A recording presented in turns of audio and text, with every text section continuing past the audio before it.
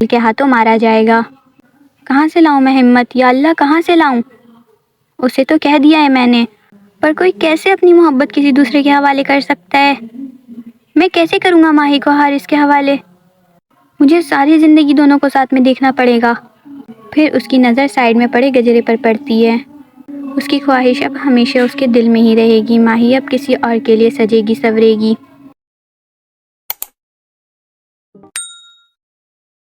اوئے مجھے وہ والی سائیکل چاہیے، وہ والی۔ وہ سائیکل کی طرف دیکھتا ہے۔ پارک میں صرف ایک سائیکل نہیں تھی، بہت سارے بچوں نے بہت ساری سائیکل لی ہوئی تھی، انہوں نے بھی لی ہوئی تھی، لیکن ولید کو کسی اور کی سائیکل پسند آ گئی تھی۔ ولید نے اشارہ کر کے نہیں کہا تھا کہ مجھے یہ والی سائیکل پسند ہے، لیکن حارث جانتا تھا اسے وہاں کون سی سائیکل پسند آئی ہے، اور ولید بھی جانتا تھا کہ اسے جو سائیکل پسند آئی ہے حارث اس کا ہی کہہ رہا ہے۔ وہ دونوں سول میٹس تھے، ایک اشارے پر ایک دوسرے کی فیلنگ تک جان لیتے تھے، کبھی کبھی اشارے کی بھی ضرورت نہیں پڑتی تھی۔ ان کی یہی محبت دیکھ کر سب انہیں دیکھتے ساتھ کہتے تھے یہ ٹوئنس ہیں کیا؟ اور کوئی نہیں مان سکتا تھا کہ یہ دونوں سگے بھائی نہیں ہیں۔ چل پھر میں تیرے لیے لے کر آتا ہوں وہ سائیکل۔ پر وہ کسی اور کی ہے، چھوڑ میں بابا کو بولوں گا، وہ ویسے ہی دلا دیں گے۔ چل نا، اس سے ایکسچینج کر لیں گے سائیکل۔ حارث جانتا تھا اس کا بھائی اتنا اچھا ہے، ایسے سائیکل نہیں لے گا، ورنہ اس کا بس تو چلے وہ اس لڑکے سے چھین کر لے آئے سائیکل۔ وہ کیا دے دے گا؟ ہاں میں بولوں گا تو بالکل تیرے والے ٹون میں بولوں گا، پیار سے مان جائے گا۔ جا پھر، لیکن میں یہیں کھڑا ہوں، دیکھ رہا ہوں، مارنا نہیں اور نہ ہی غصہ کرنا۔ Okay just wait and watch. اب حارث اس لڑکی کے پاس آتا ہے۔ ہائے ہائے، یہ سائیکل مجھے اچھی لگ رہی ہے تو تم مجھے دے دو اور میری والی تم لے لو۔ کیوں، یہ میری ہے۔ دے دے بھائی، نہیں تو مار کھائے گا۔ تم مجھے مارو گے؟ ہاں بہت برا والا، اگر تم سائیکل نہیں دو گے تو۔ وہ اس کے کندھے پر ہاتھ رکھتے ہوئے بہت زور سے دباتا ہے۔ اچھا اچھا لے لو۔ ہاں، انگریز کی اولاد، ذرا سی سختی برداشت نہیں ہوتی، ان سے ڈر جاتے ہیں، ویسے مجھے کیا، مجھے تو سائیکل مل گئی، وہ دل میں کہتا ہے۔ یہ لے سائیکل، اور بول اور کیا چاہیے؟ اب دے مجھے، مجھے پکڑ اور لے لے، وہ یہ کہتا سائیکل لے کر بھاگنے لگتا ہے۔ ولید اپنے خیالوں میں سوچ کر زخمی سا مسکراتا ہے۔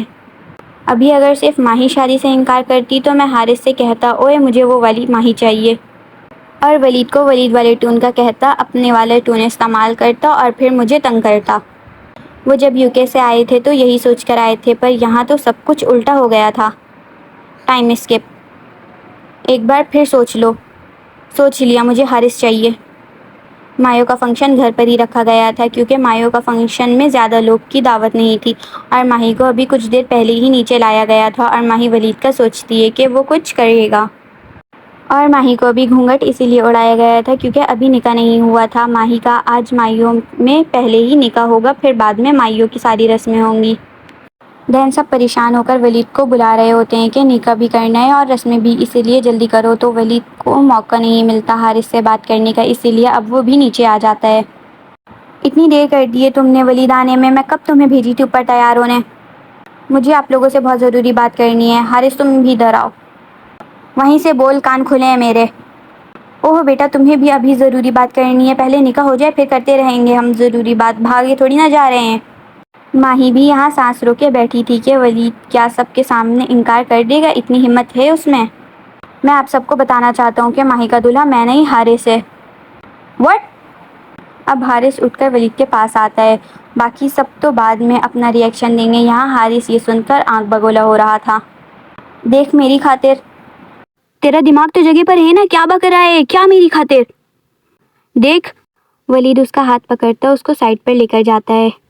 دیکھ تو ماہی سے شادی کر لے، ولید اس کے کندھے پر ہاتھ رکھے بہت ہی نرمی سے کہتا ہے۔ یہ اس کا ہمیشہ کا ٹرک تھا حارث کو اپنی بات منوانے کا، اور ایسے منانے میں حارث تو اپنی جان بھی دے دے ولید کو۔ پر کیوں؟ اب کے حارث آرام سے کہتا ہے، کیونکہ جب ولید حارث کو جانتا تھا تو حارث بھی ولید کو جانتا تھا، ابھی وہ غصہ کرے گا یا جذباتی ہوگا تو ولید اسے سچ نہیں بتائے گا، اور ولید کو اگر پگھلانا ہے تو اس سے اس کے لہجے میں ہی بات کرو، پیار سے۔ بس کیونکہ میں نہیں کر سکتا۔ پر تو اس سے محبت کرتا ہے نا؟ نہیں کرتا، وہ میں نے ایسی کہا تھا۔ یہ سب کیا چل رہا ہے، کوئی مجھے بتائے گا؟ ہمیں کچھ پتا ہوگا تو تمہیں بتائیں گے نا۔ یہ ولید کو اچانک کیا ہو گیا ہے؟ ہاں، صاف صاف لگ رہا ہے کہ ولید کو ماہی سے شادی نہیں کرنی ہے، بھلا ایسی لڑکی سے شادی کرے گا بھی کون؟ ایک منٹ کو جدھر آپ لوگ صبر کر جائیں، میرا ولید ایسا نہیں ہے، ضرور کوئی نہ کوئی مسئلہ ہوا ہوگا، ابھی اس کو آنے دیں۔ ہاں بھائی کو آ جانے دیں، وہ سب کلیئر کر دیں گے۔ یہاں سب عجیب خاموشی میں مبتلا تھے، کسی کے کچھ سمجھ نہیں آ رہا تھا۔ یہ ولید کیا کر رہا ہے؟ ماہی کے بھی کچھ سمجھ نہیں آ رہا تھا۔ آپ کی خواہش پوری؟ یہاں منی کا تو دل کر رہا تھا کہ ماہی کو پکڑ کر مارے، جیسے حارث جیسا اتنا بدتمیز لڑکا پسند آیا تھا۔ اچھا تو پہلی دفعہ جھوٹ بول رہا ہے، تجھے پتہ ہے؟ اسے بہت غصہ آ رہا تھا، لیکن اس نے ولید کی وجہ سے کنٹرول کر رکھا تھا، کیونکہ وہ جانتا تھا کہ ابھی وہ غصہ کرنے لگا تو ولید اسے سچ نہیں بتائے گا۔ کیونکہ حارث کے لیے یہ کافی حیرانی کی بات تھی کہ کل تک اس کا بھائی ماہی کو لے کر جو ہواؤں میں اڑ رہا تھا، آج اچانک سے شادی کرنے سے انکار کیوں کر رہا ہے؟ وہ ماہی تجھے پسند کرتی ہے۔ اس نے سوچا تھا کہ وہ حارث کو سچ نہیں بتائے گا، پر کیا وہ حارث سے کچھ چھپا سکتا تھا؟ پلیز دیکھ کر لے، میں نے اس سے وعدہ کیا ہے، تو کرے گا نا؟ حارث خاموش بھوت بن کھڑا تھا۔ میری خاطر کر لے پلیز۔ کیا مطلب ہے تیرا؟ تیری خاطر بلی کا بکرا بن جاؤں؟ چھوڑ میرے کو۔ وہ اب ولید کا ہاتھ جھڑکتا ہے۔ وہ غصے میں بلبلاتا ہے، اس کا غصہ اتنا شدید تھا کہ ایسا لگ رہا تھا اس کی آنکھوں سے ابھی خون رس کر باہر آ جائے گا۔ وہ ماہی ماہی کرتے چلاتا ہوا آتا ہے اور سارے مہمانوں کے بیچ میں کھڑا تھا، سب حیرانی سے اسے ہی دیکھ رہے تھے۔ سمجھتی کیا ہو تم خود کو؟ کہیں کی ملکہ حسن ہو؟ تم نے دیکھا ہے اپنے آپ کو ٹھیک سے؟ بھلا کسی بھی اینگل سے میرے لائق ہو تم؟ اور تو کیا سمجھ رہا ہے؟ وہ ولید کی طرف متوجہ ہوتا ہے۔ میں تیرے بولنے پہ بلی کا بکرا بن جاؤں گا اور ایک ایسی لڑکی سے شادی کر لوں گا جس سے نہ اپنی فیملی کی پرواہ ہے نہ رشتہ داروں کی؟ ایک ایسی لڑکی سے شادی کروں گا جو بلا وجہ اپنے باپ کو چھوڑ کر اپنی پھپھو کا سر درد بنی ہوئی تھی؟ چپ کر جا پلیز۔ ولید اس کا ہاتھ پکڑتا اسے روکنے کی کوشش کرتا ہے، لیکن اب حارث کسی کی نہیں سننے والا تھا۔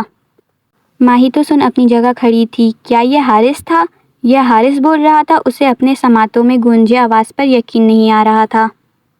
نہیں نہیں، یہ حارث نہیں تھا، یہ تو اس کی شکل میں کوئی اور لڑکا کھڑا تھا۔ حارث اس کے بارے میں کبھی ایسا نہیں بول سکتا۔ ایک ایسی لڑکی جسے نہ بات کرنے کی تمیز ہے اور نہ ہی کپڑے پہننے کی۔ تم نے کیا سوچا ہے کہ میں حارث جہانگیر تم سے شادی کروں گا؟ سیریسلی؟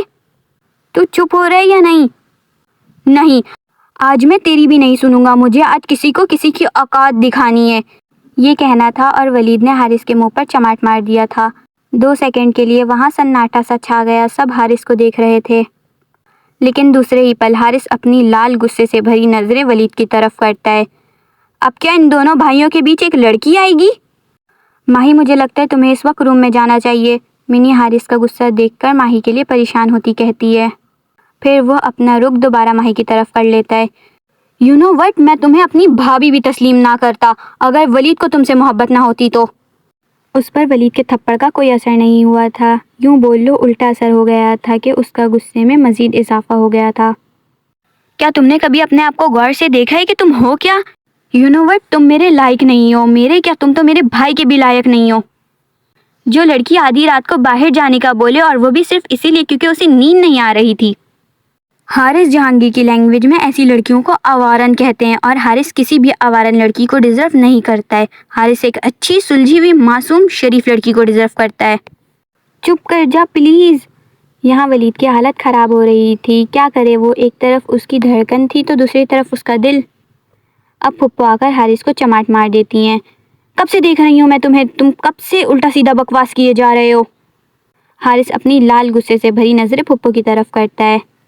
تھپڑ؟ آپ نے مجھے تھپڑ مارا؟ سیریسلی؟ حارث جہانگیر کو تھپڑ مارا؟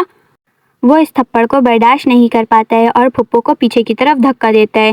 کیا لگتا ہے آپ کو آپ کی یہ آوارن بیٹی میرے لائق ہے؟